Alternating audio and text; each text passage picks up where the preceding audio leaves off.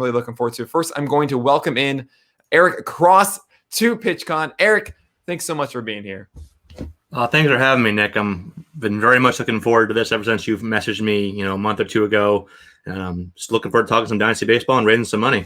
Yeah, of course, I got to bring you on here. And of course, if you don't know Eric, Eric is the lead fantasy baseball writer and prospect analyst over at Fantrax, where he's delivered countless articles with some of the league's best insight on prospects. He's also the co-host of the 5-Tool Pod, which I was on and had a fantastic time with you on. And it should be inside of your podcast subscriptions. Give him a follow at Eric Cross 404, I should say, and also that podcast at the 5-Tool Pod.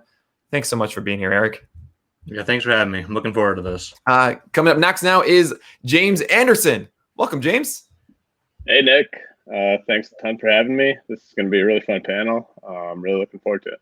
Yeah, and also really thanks a lot for bringing me on last week to the RotoWire pod with you and Clay Link. And if you don't know James Anderson is the lead prospect analyst and assistant baseball editor over at RotoWire. He's been recently publishing pieces as a part of his Farm Future series called Ranking Dilemmas, where he gives us a behind-the-scenes look at how to rank particular prospects. You can find him on Twitter at RealJRAnderson. I love the bandana, I gotta say. I love it. I do too. It's the quarantine, man. Up next, we have Adam Lawler. Welcome, Adam. Hey, Nick. How are you today? Oh, I'm doing great and still jealous of your mustache.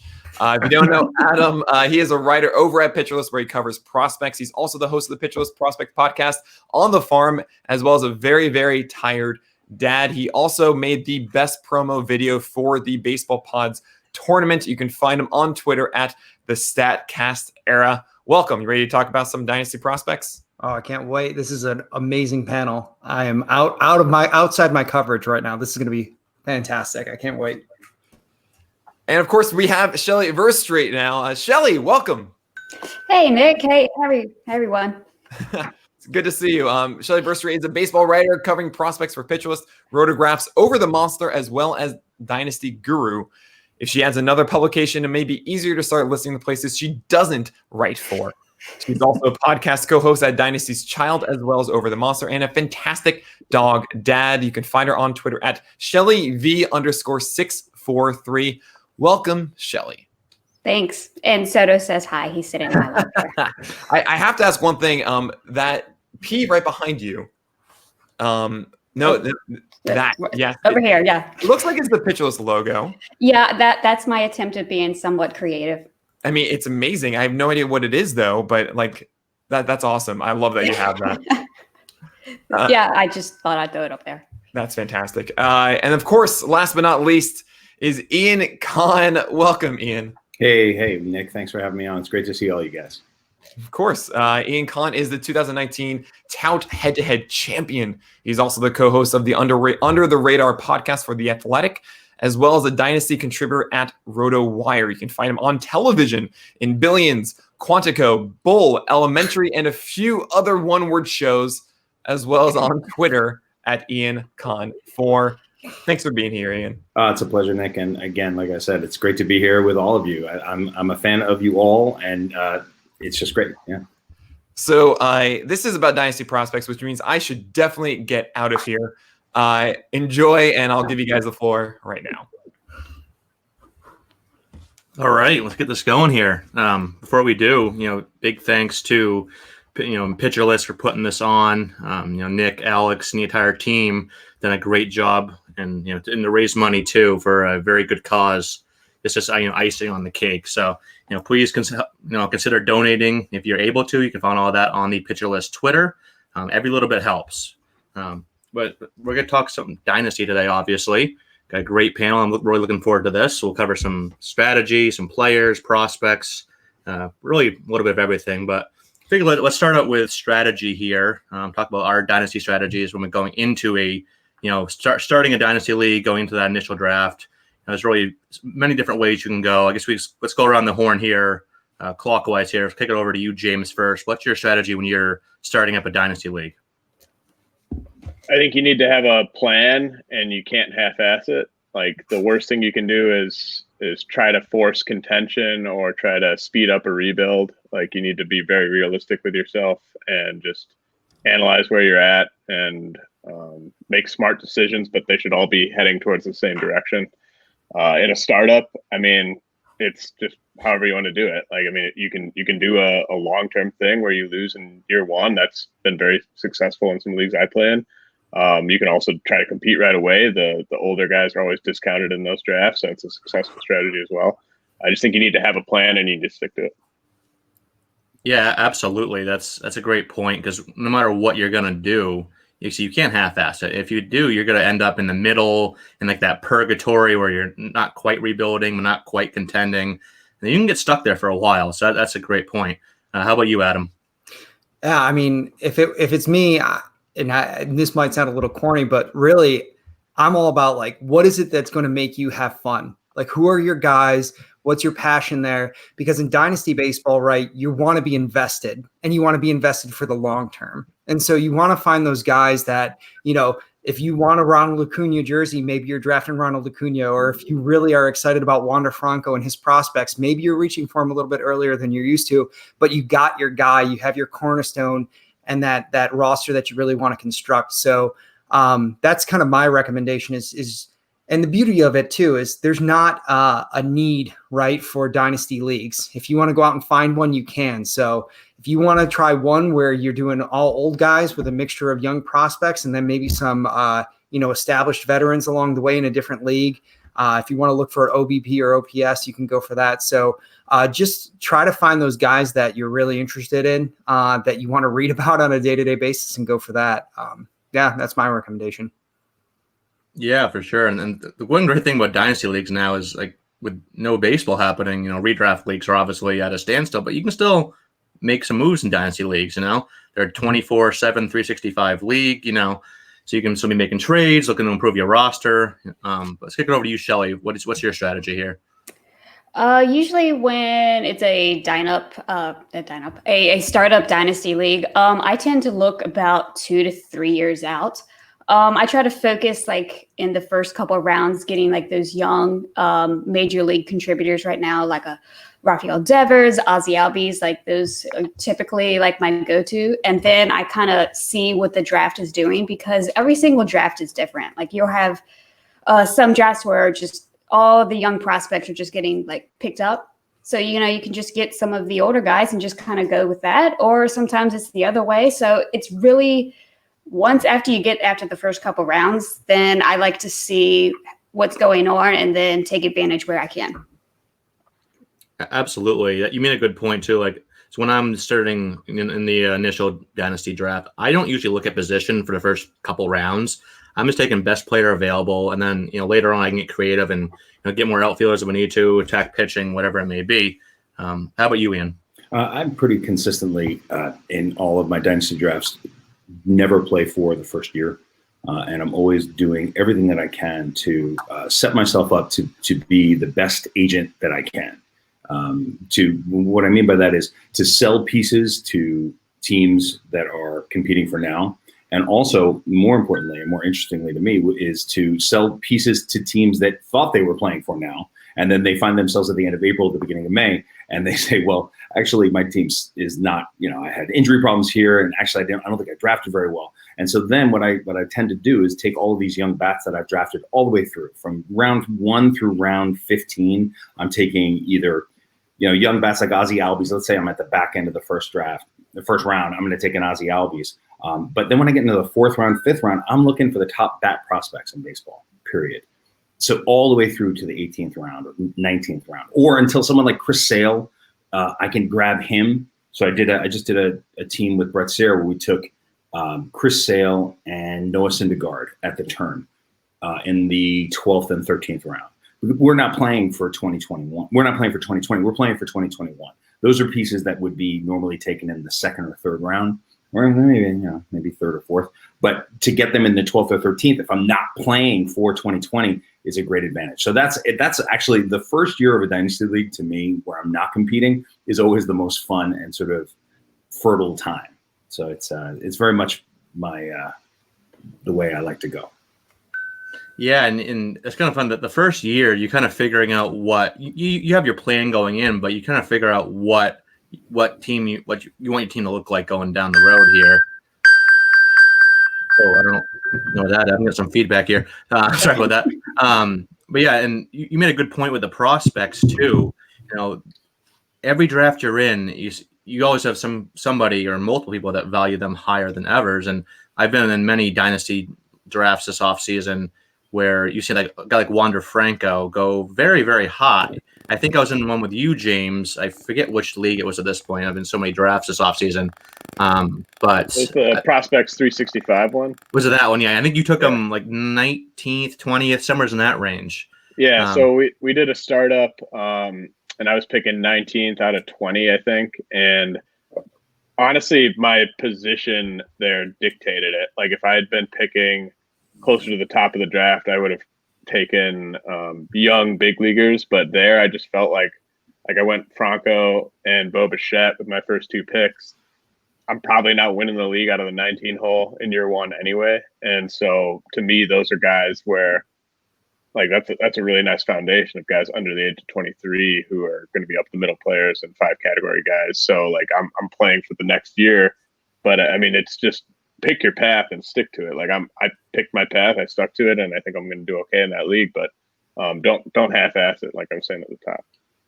Right, absolutely. And like you said, your draft slot kind of dictated that because especially if there's certain players you want, being that close to the turn, you got a big chunk of time before your next set of picks. And if all right, there's no way in hell that Wander Franco is lasting till pick, whatever, 38 or wherever your next pick would have been, then yeah, get your guys now. And that's definitely more so, I think, in the dynasty leagues than in redraft. And I loved your Bo Bichette pick there. I was targeting him. I'm a big Bo Bichette guy. I saw him many times live because Toronto's AA affiliate in Manchester, New Hampshire is about a 2-hour drive from where I live here in Maine. So I was plenty weekends up there, spent up, especially last season, 2018, when Vlad and Lourdes Gurriel and Kevin Biggio were down here too. And I am all in on Bo Bichette. I think I can see him kind of having some Mookie Betts type upside where he's just hitting for high average, hitting for power, hitting for plenty of speed, probably hitting, top 3 in the order, wherever they have him settle into. So plenty of runs, with all those other guys hitting behind him. So yeah, I am all in on Bichette. I think he's going to be a dynasty first rounder, by next year. I mean, he might be already. Like I think I got lucky in the timing of that. I think the Bo Bichette hype train has really picked up steam over the winter, and I think if you were doing the dynasty startup today, you probably have to take him before pick 22, where I got him. Yeah, that's for sure. And it's funny, everyone loves Vlad. I do too. But I think in dynasty, while I have Vlad slightly ahead of Bo in my rankings right now, I might almost take Bo long term, just because obviously Vlad doesn't add any speed. Obviously, he has the potential to be a huge offensive contributor, hit for a high average, hit plenty of power. We saw the power display he put on in the Derby last year. So we know that 40 home run pop is there, but he doesn't add any speed. So even if Bichette is a slight step down in both average and power, he's going to add in 25 or so steals a year. So I might even go Bo over Vlad long term. I don't think that's too crazy to say. Yeah, I have Bo ranked ahead of Vlad, and I it's really just about the body. Like you can just look at those two guys and like fast forward 6 years ahead. Bo Bichette's going to be still playing up the middle. He's still going to be pretty agile, and you don't really know where Vlad's going to be physically 5-6 years down the road. Like it could be a Prince Fielder thing where just when it goes, and it happens in a hurry. So I don't think that's crazy at all. Yeah, for sure. We don't know. Vlad could be first baseman. He could be a DH. I think, and Blue Jays have the prospects coming up. They have a lot of good infield prospects, so they can be a little have some flexibility here with where they put Vlad. As long as obviously he's batting the lineup every day. It doesn't really matter to them where they put him at third, first, DH. They don't want him first glove. They want him for that bat. But yeah, so we all have those guys that we're just super high on. Like me, I'm all in Bo Bichette. I guess let's go around talk about more guys that we are all in on. We'll go reverse this time. Go down to you, Ian. Who is someone, whether it's a prospect, a major leaguer, whoever, just someone that you're just like, all right, I am all in on this guy. I'm sitting here thinking about what James is saying about Vlad Guerrero and Bo Bichette, because I'm looking at my rankings and I've got Vlad higher. Now, here's the thought process behind that. If I'm just going to say this real quick, because right now you can still, if Vlad pops up with just like a good 2-3 weeks of play in 2021, because we're all waiting for Vlad to be Miguel Cabrera, right? Or Miguel Cabrera, even a touch better than Miguel Cabrera. That he would get you so much in a trade right now. That's why he's so high on my list. Like when I'm making my list over, I wonder if you're doing the same thing, all of you. Like when I'm making my list, I'm not just thinking about like where they're going to be in 6 years. I'm also thinking about what I can get for the guy, right? And for me right now, when I look at Vlad, just a touch of a positive little run there for him, to me, you can get like a bounty, right? Whereas Bichette, to me, the one concern I have about Bo is his stolen base success rate in the minor leagues, but then also in the majors. Last year, he tried to steal 8 bases. He stole 4. If that's the percentage that he's going to be sticking in, I have a concern about whether he's going to be bringing more than 15 stolen bases to the table, because the Blue Jays might be like, you know what, you're not really that fast. You need to slow down just a wee little bit. All that being said, the guy that I've kind of fallen in love with in Dynasty is a guy that James and I share. And I remember when we were doing the original RDI draft, and James was like, we're taking Ozzy Albies. And I was like, it's a little early for Albies. He's like, we're taking Ozzy Albies. And I was like, all right, Ozzy Albies. And then we took Ozzy Albies, and we loved on some Ozzy Albies.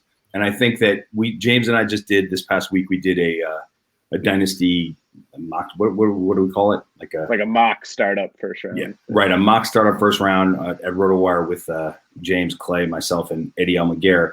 And I took Ozzy Albies at 17 because I knew for a fact that James Anderson was not going to let him come back to me at 21 or whenever it was. So I think I'm a little bit higher on Ozzy Albies than most people.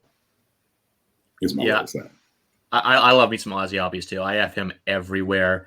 I love the all-around skill set he brings. I think there might even be a little more speed in those legs too. If you look at his minor leagues, I mean, he was stealing 40, 45. I mean, how high did it get? I don't know, but we were thinking of him primarily. But I just love the way he plays the game. I love the passion that he has as a ball player. It's just he's amazing. Yeah. Sorry. Oh, absolutely. That Atlanta teams would be really fun to watch with him and Acuna and all the young talent they have there. That's really fun to watch. How about you, Shelly? Who's someone that you've just fallen in love with in Dynasty leagues? Well, I could go like totally on brand and say like Carter Kieboom. I just love the dude. The thing about Carter is he's definitely much better than what he showed last year. Like that small little cup of coffee. I mean, you could probably call it like a little shot of espresso. That's all that we saw of him. But coming up through the minors, as soon as he went to a new level, he struggled, and then he just went off. And I really do think that that's going to happen because the dude can hit. And I really just think that he just got into his head with all of the mistakes that he was doing at short, which is a position he shouldn't have been at. It was a cluster F. So, I mean, just go and get Carter Kieboom. Like, he's going to be good. For sure, yeah. That's a good point you made, because I saw Carter Kieboom early in his AA tenure and then late in his AA tenure. He looked like a totally different player. But one thing that was, remained consistent is he hits the ball hard. Is he going to be like a 35 home run bat? Probably not, but I think he's definitely a guy that can hit, for 280 to 290, hit, 25 or so home runs. Who knows where he's going to end up. He looks like he's going to be at third base here to start for the Nationals. Who knows if that's his long-term position. But, yeah, the bat is legit. That dude just smoked everything. I saw him probably 3 or 4 times live. And even his outs, like he had a lot of long outs to the warning track and everything. So I definitely am in on Carter Kieboom as well. Let's go up to you, Adam. Who's someone you're falling in love with in Dynasty Leagues? I'll kind of split the difference between Ian and Shelly. And I'll say, when I was going through these first-year player drafts this spring and late winter now, February and March, April, I was picking up a lot of Andrew Vaughn. and Noel V. Marte too. Those two I found myself drafting in every single first-year player draft I could get my hands on. Andrew Vaughn, just from that perspective of, if you look at first baseman, right, it's old. It's an old position, and it's not very good. So if you think about your 25 and under first baseman right now, Matt Olson, Pete Alonso, I mean, and then you go to Andrew Vaughn, right? And those are your kind of like your three young cornerstone, and Andrew Vaughn can hit. I don't think anybody questions that. And I look at him and I say, okay, if I can't get a Pete Alonso, I want Andrew Vaughn, just because that is a person that I could throw in there and have him locked in for the next 5, 6, 7, 8 years and not really have too much concern about. And then just from like a power speed combo, the hype train of Noel V. Marte, I just really, I found myself buying in on him more and more.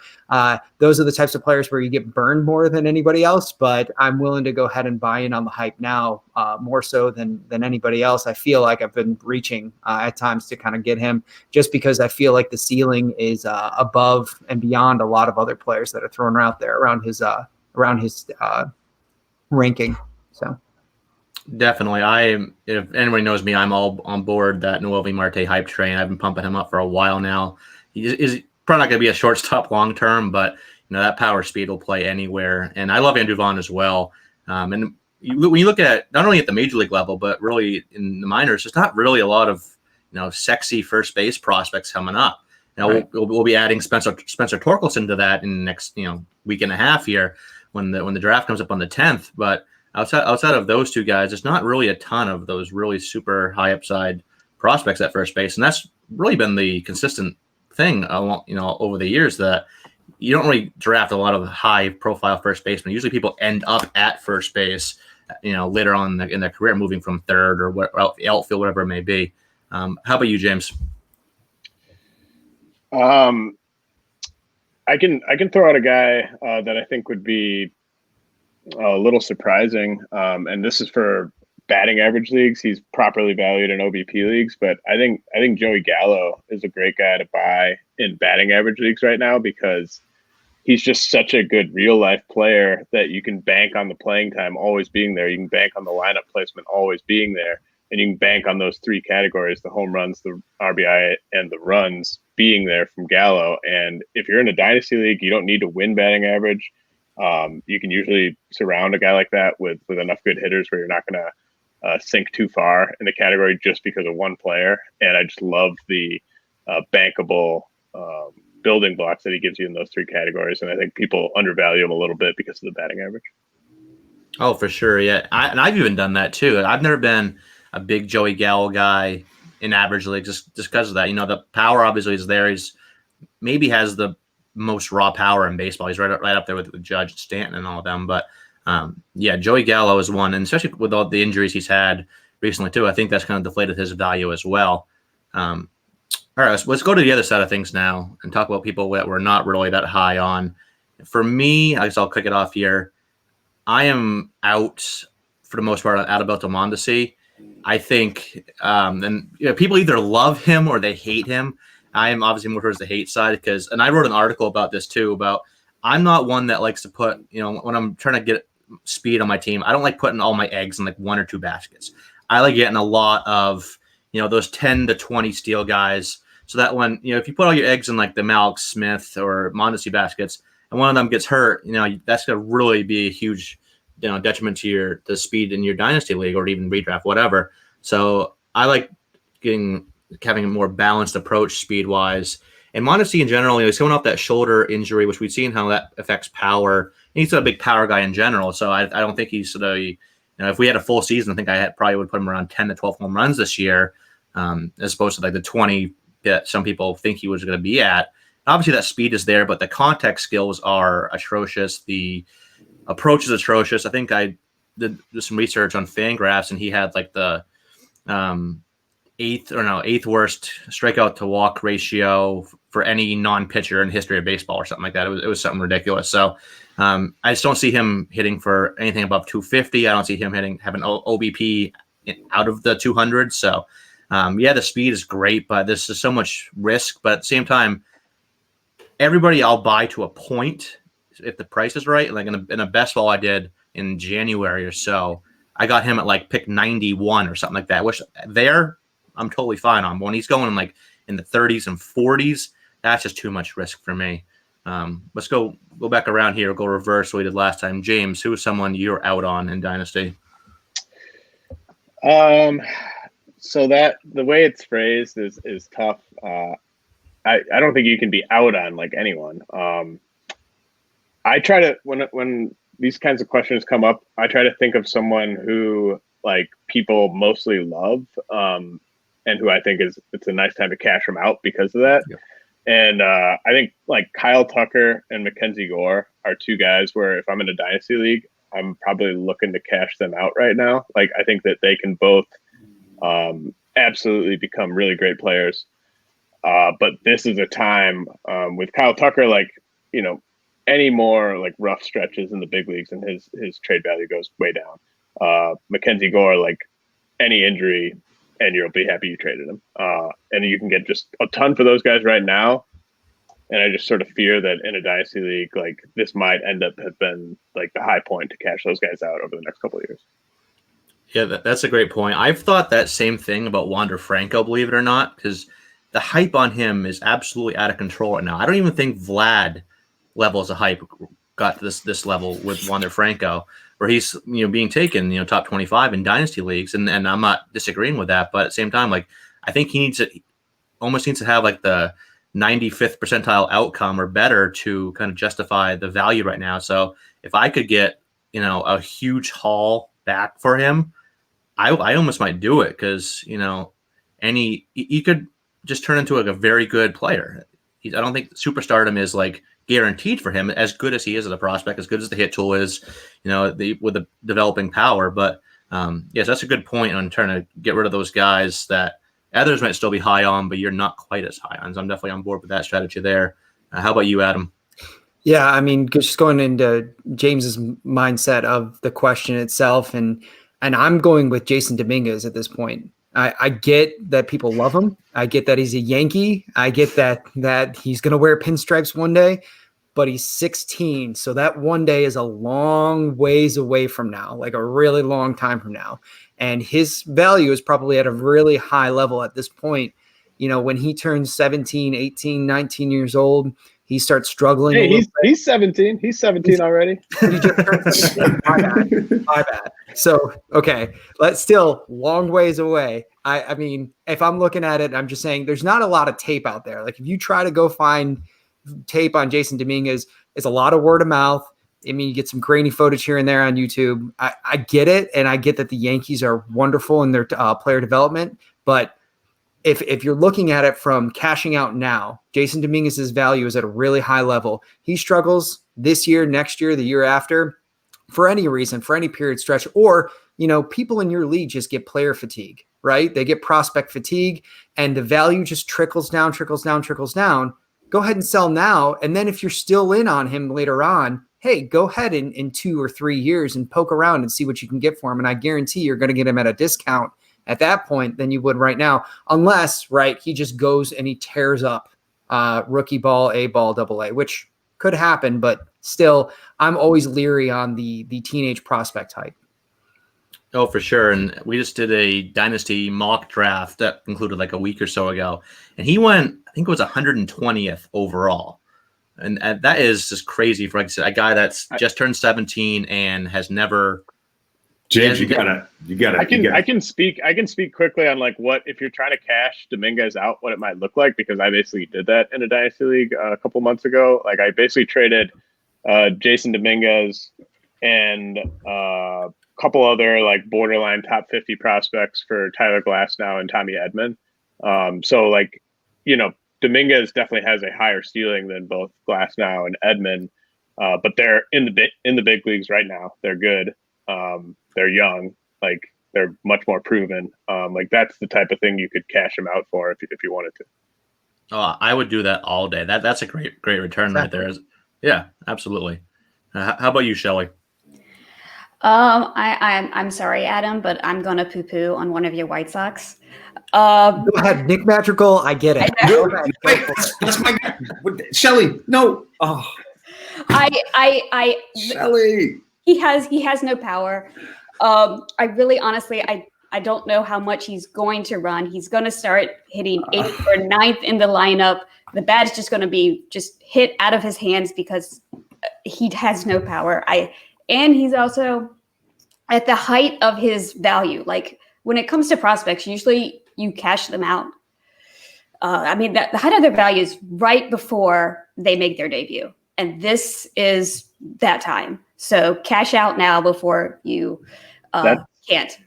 That's one of Ian's, like when we first started managing teams together, that's one of the first things he like kind of preached to me about is like the best time to trade a prospect is right when they're about to debut. Yeah, the night He before. never strikes out though, Shelly. He never strikes out. Yeah. But he doesn't hit any home runs either. I like those. I'd rather have a guy who strikes out and hits home runs than the other way around. Fair point. Yeah, unless your league, takes away points or for strikes out. Yeah, that's definitely. But that's a good point, and I've always agreed with that too. And that kind of makes me think of a guy like Luis Robert because his hype is very high right now due to the season he just had coming in the minors where he hit like 332 with 32 home runs and 38 steals or whatever it was, something in that general ballpark. But we all know the pitch recognition concerns are there. The approach concerns are there. He's aggressive. He chases too much. So it might be like a Yohan Moncada type of situation where he's, having some good power and speed early in his career, but the average might kind of be down, for the first couple of years. He could make the approach change. Who knows? But what do you guys think about Luis Robert right now? I'm feeling very seen right now with all this white. Well, I'll tell you, Shelly let me into it with Madrigal. I was can I throw my Madrigal because Madrigal that's why Shelly I was starting to because you took my guy because look, fantastic. I'm doing OOTP right now, which is a tremendous amount of fun. And Nick Madrigal is really good in OOTP because his glove plays at an elite level. He's going to be a fantastic baseball player. But I'm kind of with Shelly when it comes to what kind of a fantasy asset he's going to be. I think he's going to be good, but I think that Shelly's also right that especially I keep talking about this little 2-week bump. There was a moment last year where I had drafted Cole Tucker in the 5th round the year before in the first year player draft. I was like, hey, there's upside. I think James and I were talking about him. I was like, all right, I'm going to go with Cole Tucker. He then had that ridiculous 10 days, remember, where he was hitting, he hit the big home run and he did the big dance and he was like, life is good. And he became he was like catnip. Everybody wanted him. And I was like, I might be missing out on something here, but I'm going to trade Cole Tucker for Jake Odorizzi in a 1st-round pick. And see, I'm just going to make that deal because I think this could be the height of his success. And I think that in dealing prospects in that way, when you can, Shelly's right, that day before, but also if they have 2 good days, then they're real, You want it to be when you're trading a prospect, you want it to be the type of guy where it's going to be a bidding war. You don't want to be, hey, anyone want this guy who's ranked in the 70s or whatever, on people's lists, then you're the desperate one. But if you put someone like a red hot Cole Tucker or Luis Robert, who you just mentioned, I think that those are the type of guys where you're going to get aggressive and maybe overly aggressive packages in return. And Adam, you're seeing more of Luis Robert than probably any of us. I love him more than most players in baseball at this point. I mean, he is just I don't know. I'm hot for him. I'll say that. So you can get, from a dynasty perspective, right? Because it's the dynasty strategies that take you over the top, right? What I like to do is I now know that Adam is a huge Chicago White Sox fan, right? I know that. And I know that he's got a thing for Louis Robert. I'm calling Adam about Louis Robert. I'm calling, and I'm picking up the phone. And you're picking up the phone and you're giving me $1.50 on the dollar for what Louis Robert is. And Louis Robert should get you. I mean, I just did this recent draft startup where he was taken at 16. And I was like, come on. I'm not sure. I mean, that's a lot. But to me, right, again, it goes back to that mindset of who are those guys that you want that are going to make it fun for you? Who's going to be that player that you want on your roster for at least a few years and you're going to go through thick and thin? So again, with the White Sox fandom, right, I bought in on Lucas Giolito. And I went through that 2018 season and I stuck with him and I gritted it out and I said, I'm not releasing him. And people were asking me. I kept saying, nope. And then Shelly wrote a beautiful piece on him. I think it was in early 2019 or maybe mid 2019 where she said, he's coming, he's going to break out.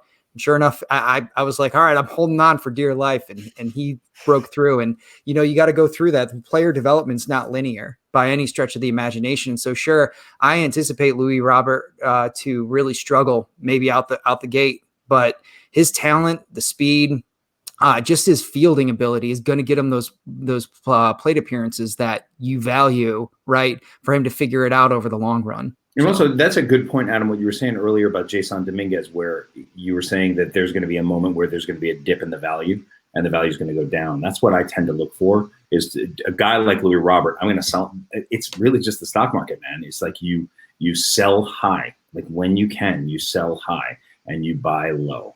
And you find a guy and you go, all right, you know what? He can't be valued any less. Louis Robert going into 2019 was not even going to be picked in the top 250 in a startup dynasty draft. Not even close after what he did in 2018, right?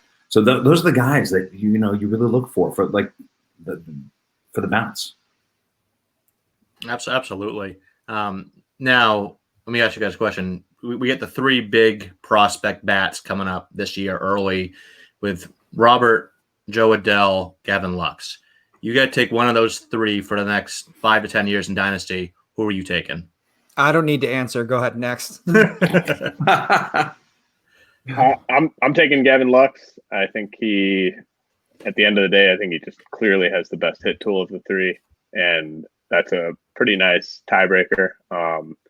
Joe Adell has the tools to just be an absolute monster from a power speed standpoint, but I don't really think there's any proof that he's ever going to maximize what he could do on the bases. Like, he just doesn't attempt steals at a very high rate. And sometimes that's just a comfortability factor, and he just might not be that comfortable with it. And if he's a really good hitter, he probably just won't end up doing it anyways, because he's going to be hitting like 3 or 4. Robert, I just think he's going to hit 30 to 40 points lower than Gavin Lux in batting average. I think the power and speed gap is not big enough for me to take the guy with the lower average there. Lux actually, I think, is getting a little bit devalued because the redraft community has been, in some cases, rightly so, poo-pooing him for like 2020 because of the questionable playing time. But in Dynasty, like, we're looking at the big picture here. This is a blue chip prospect. He's going to eventually be playing every day, and he's eventually going to be hitting very high in that lineup. Absolutely. I think him playing every day might be sooner than we think, because, adding that DH spot, that opens up some more time for him this year. And I definitely agree. Lux is, I think, by far the safest option of the three. I do like the improvements Adell has made with the hit tool. I love the power. He put on the most impressive batting display in batting practice out before the Fall Stars game in the AFL, where he was just hitting bombs to all fields. I think there's 40 home runs in that bat. But yeah, like you mentioned, James, it's going to be up to how much he wants to run. I think he has the speed in general to be, 20 to 25 steals, but how much is he going to want to run? Or is he going to turn into like a Justin Upton type net when he's hitting, 280 with a lot of power, but not, only a handful of speed? Did you think he was more impressive than Julio Rodriguez in BP? I thought Rodriguez had the best display at in the AFL, because he was tanking stuff the opposite field. Adell and like Amaya and all those guys, I felt, were just mostly just parking stuff pull side, and Rodriguez kind of reminded me of like Ronald Acuna in the home run derby, where everyone was just going pull side and Rodriguez was just showing what he could do to all fields. I was really impressed by him, and I would actually take him over Robert and Adell in a dynasty.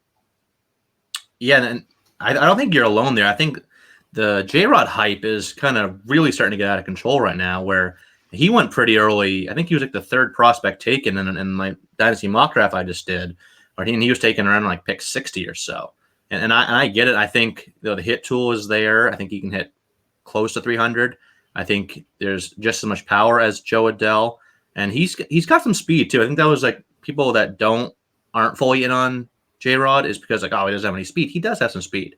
So he could be a huge steal threat. No, but I think he's enough speed to, get 10 to 15. Yeah. It's like a Juan Soto thing. He's just like, exactly. He's going to be on base a ton, and he's pretty fast. Like he's not slow. He's not Eloy Jimenez out there. So he's just going to run into 10 steals.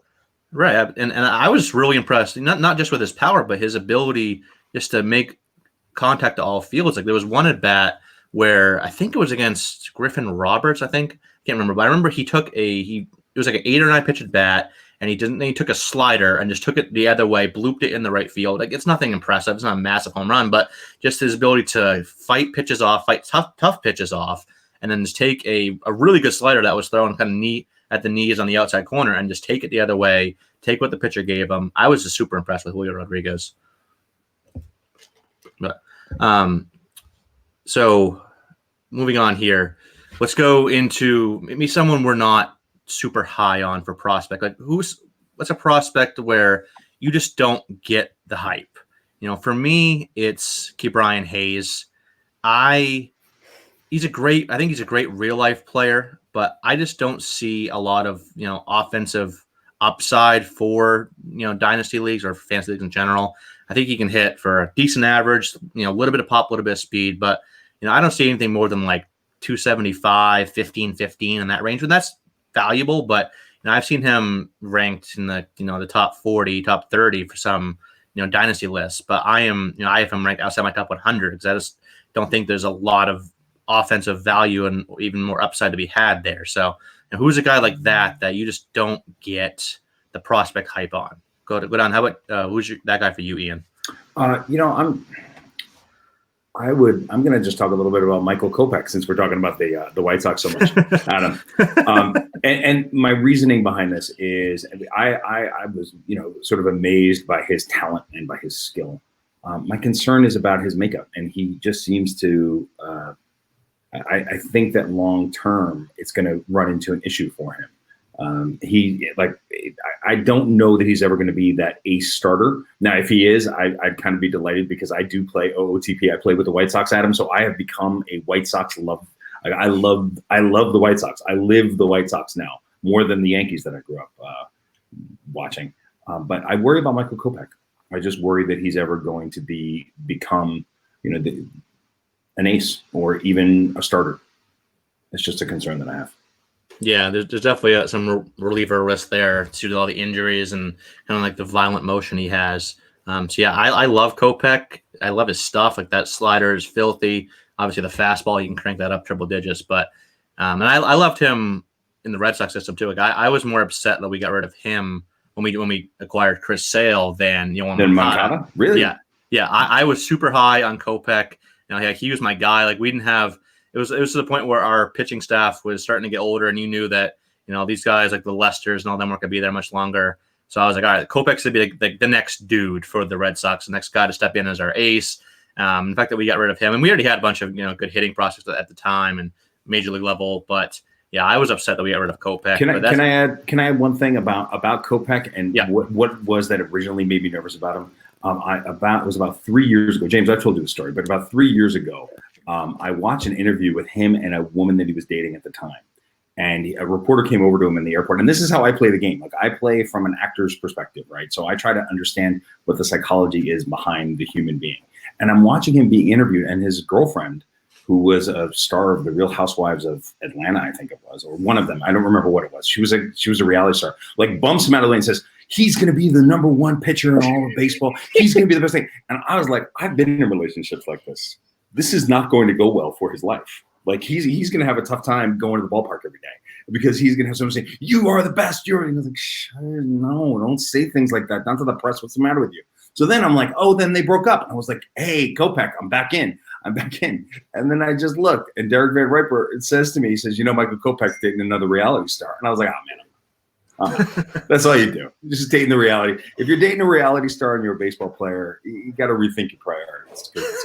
It's gonna cost you in the long term. It's a 162 game season. Character matters in baseball. Period. To me, character. If you take anything away from this panel, it's that you should fade the ones that date the reality TV star. That's it. Yes, absolutely. Which is the only thing from me. There's other wiser stuff being said by other people, but that's my big contribution. Don't subscribe to RotoWire. Don't subscribe to The Athletic. Don't read fan tracks. Read Us Weekly. Figure out where the baseball players are. Stay away from them. That's it. Pick up the tabloids at the grocery store. Don't Yes, just don't go back. Come on, buddy. Come on. How about you, Shelly? I'm going to talk about two pitchers that I've kind of been taking a kind of like a deeper dive because MILB TV is free right now. So I've just been watching like just a lot of pitchers. One is kind of well known to that it's very hot and cold. Devi Garcia. I like the stuff. I honestly think that he's just going to end up being a reliever, a really good reliever. So, I mean, he might be a closer, so he might be really good in fantasy. But I typically don't try to look for reliever-esque prospects because, I mean, unfortunately, they're like a dime a dozen. I mean, it really stinks. But then another guy who I was actually surprised that I didn't like was Sixto Sanchez. I watched a couple games because I'm like, the first game I watched, I just didn't like his demeanor on the mound. His stuff didn't seem very overpowering. He was just kind of it looked like he was just like lobbing it in there, whatever. So I'm like, okay. So I watched another game and it was kind of the same. He didn't like really seem like really gearing up, really into it. And I go over to his Fangraphs page and the strikeouts aren't there. I mean, he has like the velocity, but not the strikeouts. And I was like really disappointed by that. So I've been kind of trying to sell my Sixto shares since.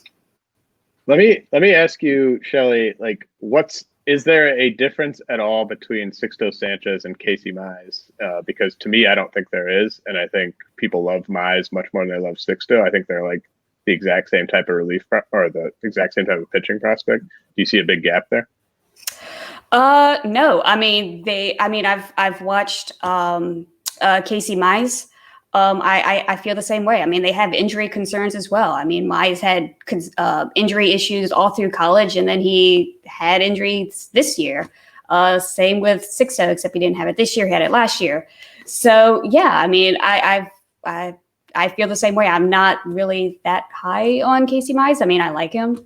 I mean, give me he's got that that first overall pick, like bump that if he just got picked like 10th overall, I don't even think he'd be in most people's top 50s.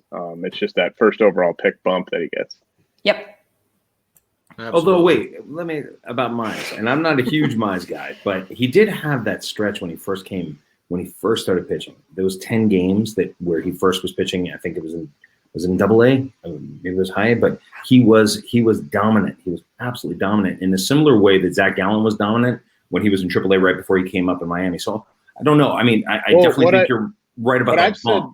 What I've said about Mize is we weren't going to learn anything about him in his first like 70 innings of 2020. Like the big question with him is, can he do it for 100 plus innings every season? Can he do that? He hasn't shown he can do that in college or in the pros yet. And so like he was going to dominate from day one in 2020. The value was going to go way up because he was going to be putting away AAA hitters with ease. And then my question was just, was it going to continue into July? Was it going to continue into August and September? Because that's the big question with him.